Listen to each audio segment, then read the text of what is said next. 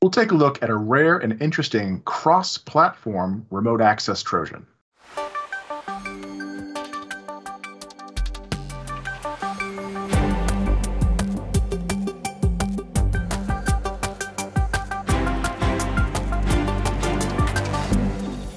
So, Matt, I understand you've got a story about a cross-platform remote access Trojan. That's correct. So the words cross-platform remote access Trojan should sound like something pretty unique for listeners of the show, and it is. It's something that's quite a technical feat to get working. So somebody who managed to build one of these is typically someone who has a lot of resources and time, and that usually tends to be some sort of nation state or well-resourced actor. But this was discovered by Intezer. They are calling it SysJoker, and there's also analysis by Patrick Wardle, I think his name is. So because this is a cross-platform rat, Patrick Wardle took a look at the macOS side of it because that's his area of expertise, I believe. And then the Intezer analyst took a look at the Windows and Linux versions. So again, this is something rare, so it sort of makes sense to have a lot of eyes on it. Apparently it was written from scratch in C++. And as of last Tuesday, when the story broke on Ars Technica, it was still undetected. The Linux and Mac versions of VirusTotal had 0 detections for this thing. I imagine that's changed since because everyone's been looking at it, but at the time of announcement, it was completely undetected for those platforms. Some interesting things to note about it. I mean, it's got an initial stage that sort of pulls down C2 information from a Google Drive, a text file on a Google Drive, and then decodes the string inside of it, and there's an XOR key. There's a few details that are kind of neat to go into. I don't want to go super deep into it, but turns out that they're updating this file pretty frequently, whoever's in charge. So there's several different C2s that they're cycling through to try and, I guess, prevent some level of analysis or have some redundancy there. There seems to be some disagreement about the initial. No one seems to know what the initial infection vector is, and the significance of a file extension .ts. So the Intezer folks seem to believe that this has a potential to be part of a TypeScript script app .ts. That kind of makes some sense. Whereas Wardle believes that this is more likely part of a video file. So .ts is an extension that's related to certain types of video files. Both are potentially, true. I mean, the super rare case that it's both at the same time. I mean, I've seen things that are polyglot files that happen to be valid files of more than one type. But it seems that at this point, either the analysis is incomplete or both folks have finished and just disagree, which is weird, I think, but definitely interesting and possible. One more thing that was kind of interesting about this that Patrick Wardle found is that the Mac version of the malware was signed with something called ad hoc code signing, which I was unfamiliar with because I'm not a Mac developer.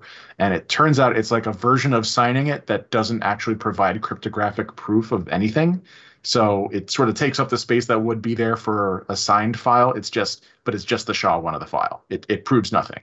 So I don't understand why they would bother to do that, to maybe make it look like it's signed to casual observers or to bypass something in particular. But who knows? The Intezer article has indicators, which are probably burned by now, but go and take a look at that one. There's a lot of details in it.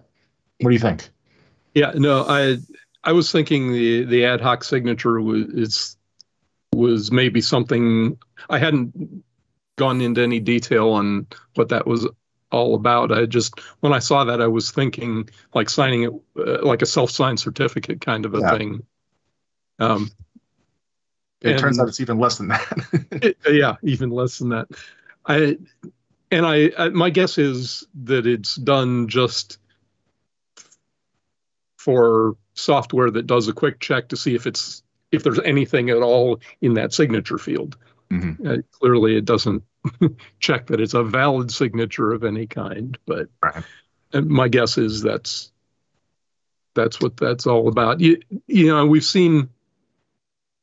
We've seen Windows malware where they've compromised a legitimate signing key of some, that some developer had and use that, or, the various Well, with the certificates, when the when the registrars have been compromised, and we've seen compromised signing, keys that way before. So it wouldn't surprise me to see Mac malware also signed with compromised legitimate keys from legitimate developers, but in this case, it wasn't even that. No, I thought this was a really interesting article, though, because as you said at the very beginning, really cross-platform rats are really unusual.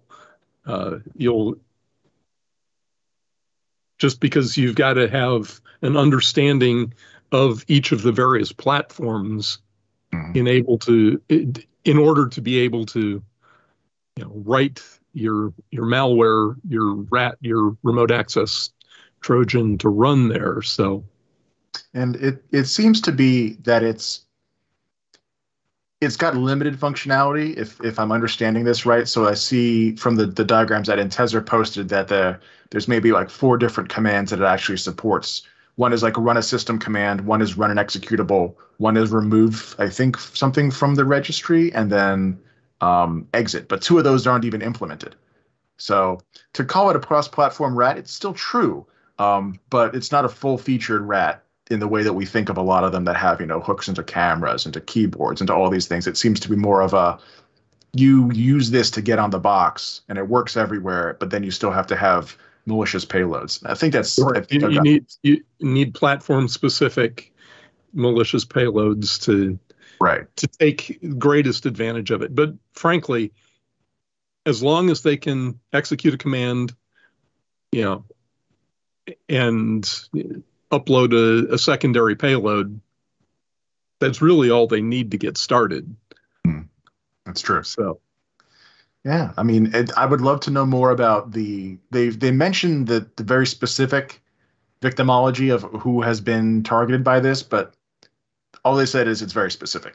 They didn't say who they were, which of course is something that's always fascinating to find out. But it makes me think, because it is so targeted, maybe some of the things that we can't quite explain about it have something very specific to do with the target. So like, why bother doing the ad hoc code signing unless it was necessary on one of the objectives they're trying to do? I mean, that to me, that's what it sounds like.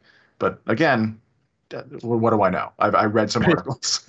Right. And they said it was the Linux version was initially discovered on a web server of a leading educational institution.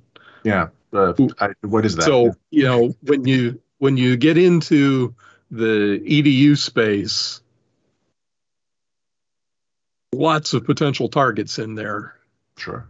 The research folks, the leading universities often have, medical centers, hospitals, not to mention information about lots of students. If it's a really big university, that could be 50, 75,000 students and staff and faculty that they might have data about. So yeah, they do make appealing targets for the attackers. Oh, sure. All right. Well, I guess hopefully something to keep an eye out for in the near future. Would love to learn more about it if anyone is planning on publishing any more about it.